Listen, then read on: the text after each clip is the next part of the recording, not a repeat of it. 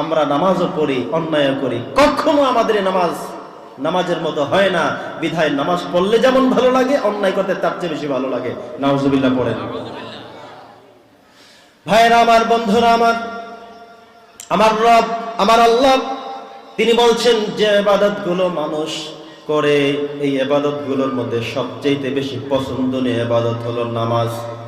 আমি আল্লাহর কাছে সবচেয়ে প্রিয়, সবচেয়ে ভালো লাগার, ভালোবাসার ইবাদত যেটা, সেটা হলো নামাজ। সেটা কি?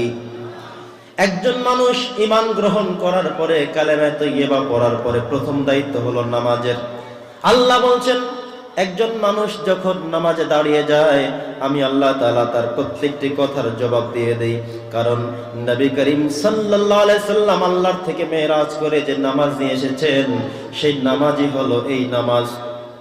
এজন্যই বলা হয়েছে, ইন্নাস সালাতা তানহা আনিল ফাহশাই ওয়াল মুনকার। আরেক জায়গায় বলা হয়েছে, আস-সালাতু মি'রাজুল মুমিনিন, নামাজ হলো মুমিনের মেরাজ। সেটা ব্যাখ্যা আবার কি করে বলবেন হুজুর? নামাজ আবার মেরাজ হয় কেমনে?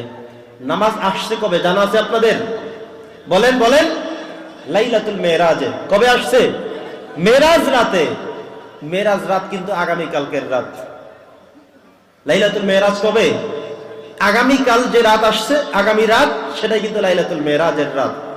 এই মেরাজের রাতে আমার রাসূলকে আল্লাহ তাআলা নিয়ে গিয়েছেন কোথায়? কোথায় নিয়ে গিয়েছেন?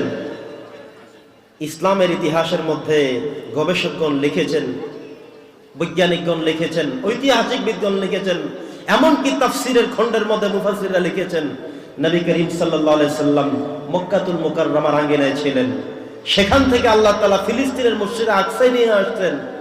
সেখানে আনার পরে সমস্ত নবী রাসূলদেরকে নিয়ে 2 রাকাত নামাজ পড়েছেন। কয় রাকাত? কোথায়? ফিলিস্তিনের মসজিদুল আকসায়, যেটা জেরুজালেমে অবস্থিত।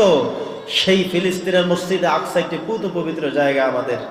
সেটা ইসরায়েল বাহিনী, দখলদার বাহিনী বারবার দখল করে আর মুসলমানদেরকে নির্যাতন করে। ঠিক কিনা বলে মুসলমান? আমাদের কলিজার মধ্যে কিছুদিন পর পর তারা আগুন জ্বালিয়ে দেয়।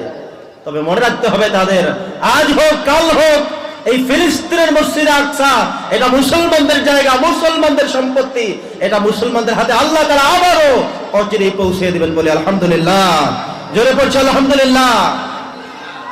নবী করিম সাল্লাল্লাহু আলাইহি সাল্লাম মক্কা থেকে মদিনায় নয়, সরাসরি আল্লাহ তাআলার কাছে চলে যাননি, বরং আমার রব, আমার আল্লাহ তাআলা মক্কাতুল মুকাররমা থেকে, কাবার হাতিম থেকে শুরু করে এই ফিলিস্তিনের মসজিদ আকসায় নিয়ে আসছেন।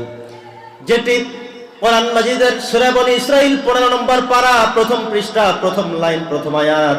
আল্লাহ বলেছেন, সুবহানাল্লাযী আসরা বিআবদিহি লাইলাম মিনাল মাসজিদিল হারামি ইলাল মাসজিদিল আকসা।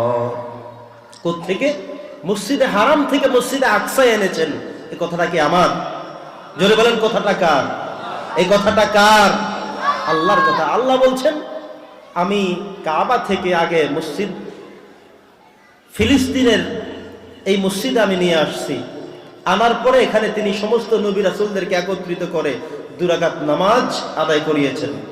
সেই সময়ে জিবরাইল আমিন সামনে এসে দাঁড়িয়ে নবীজিকে পরিচয় করিয়ে দিয়েছেন, ইনি হচ্ছেন সেই নবী যিনি সাইয়্যিদুল মুরসালিন, যিনি ইমামুল মুরসালিন, যিনি সমস্ত রাসূলদের, সমস্ত নবীদের যিনি ইমাম, আজকে এখানে ইমামতি করেছেন। সুবহানাল্লাহ পড়েন। এরপরে সেখান থেকে বরাক যোগে, রফরফ যোগে সরাসরি আল্লাহর কাছে চলে গিয়েছেন। কতটুকু দূরে গিয়েছেন জানেন? আজকে আমি সে আলোচনা করতে বসিনি বিধায় এত ব্যাখ্যা বলবো না। সূর্য কত দূরে, চাঁদ কত দূরে, 9,30,00,000 মাইল দূরে সেখান থেকে এই পৃথিবীতে আলো আসে। এত দূরে, এত কিলোমিটার, এত রাস্তা, এত জায়গা, এই সবগুলো শুধু পাড়ি দিয়ে শেষ করেননি। কত জায়গা যে পাড়ি দিয়েছেন, 7 আসমান পাড়ি দিয়ে আল্লাহ রাসূল সাল্লাল্লাহু আলাইহি সাল্লাম সরাসরি আল্লাহর কাছে চলে গিয়েছেন। আল্লাহ তাআলা পারতেন অনেক কিছু দিতেন, কিছু দেন নাই, দিয়েছেন শুধু নামাজ। কি দিয়েছেন? জোরে বলেন। নামাজ দিয়েছেন। সেই নামাজের কথাই আজকে বলতে বসেছি। নামাজ দিয়েছেন।